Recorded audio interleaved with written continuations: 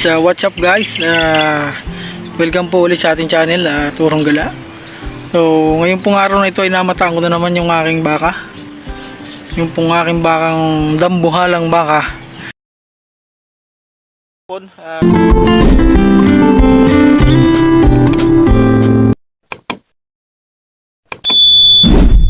So ito pong aking dambuhalang baka na ito ay may ugali mga kaibigan. So kailangan po pag nakita nyo, lalapitan kayo niya, hindi po kayo tatantanan hanggat hindi po nyo nakakamutan ang buong katawan. Yung pong ugali ng dambuhalang baka na to.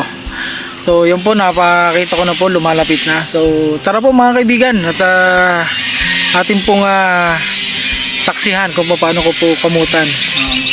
Naglalambing lang po ang malaking baka. So tara po mga kaibigan, puntahan po natin.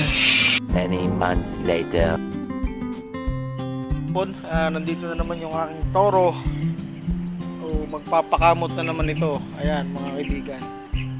So gusto na naman ito magpakamot. So kakamutan po natin mga katoro.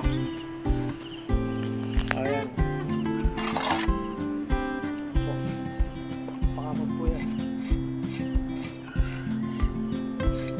Gusto po niyan ay pag nakita ko, so nagpapakamot po yan mga katoro. Tulad po ng ginagawa ko ngayon. Mukha lang po itong mga parang mabalasik, pero ang gusto niya kamutan. Ayan po mga kaibigan. So gusto niyo po yung pag lumapit sa iyo, kakamutan mo. Ayan po siya kung gano'ng kalaki. Ayan.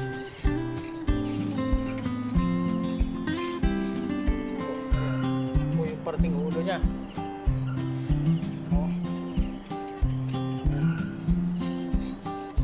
Tapos po niyang makamutan, o lumalayo na uli po yan mga katoro.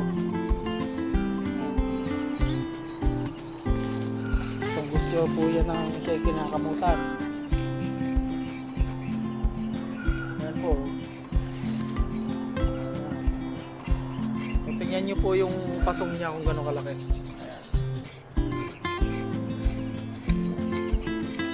Tulad niya, kinakamutan siya, so gustong gusto niya mga kaibigan. Po. Yung ugali ng toro na tong malaki. So, pagka nakita mo, dapat kamutan mo. Ayan. So dapat tansan mga katoro eh. So wala lang akong tansan eh. Tama na po yan, yung ganyang pagkamot. So gustong gusto na po niya. So kinakamutan po niya.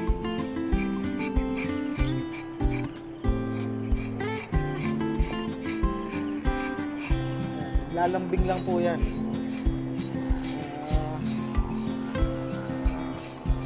Kaya minsan matatakot ka sa kanya kasi tumisinga siya mga kaibigan.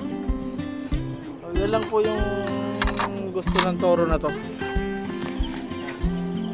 Kung gusto ng toro na to ay kakamutan. Tapos yung kamutan, okay naman. Awan na po siya. Yan po mga katoro. So ganito lang po yung ugali ng aking toro na malaki. Ayan. Sige po, hanggang sa susunod na video.